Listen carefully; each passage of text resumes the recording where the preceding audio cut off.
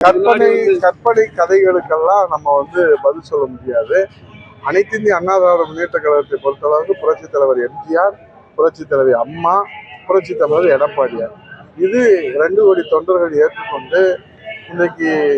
அனைத்து தரப்பு மக்களும் 8 கோடி தமிழர்களும் ஏற்றுக்கொண்ட ஒரு மக்கள் தலைவராக 4 ஆண்டு கால முதலமைச்சராக நாடு ஓட்டுகிற நல்லாட்சியை அம்மாவுடைய புனிதாட்சியை எடப்பாடியார் தலைமையிலே மக்கள்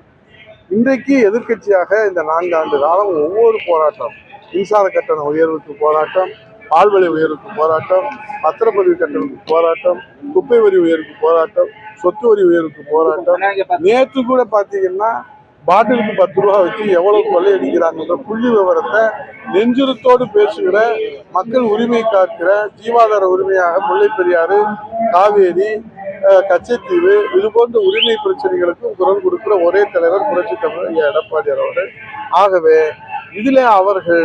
இன்றைக்கு கற்பனை கதைகளை கட்டவிழ்த்து விட்டு தங்களுடைய அடையாளங்களை உறுதிப்படுத்திக் கொள்வதற்காக,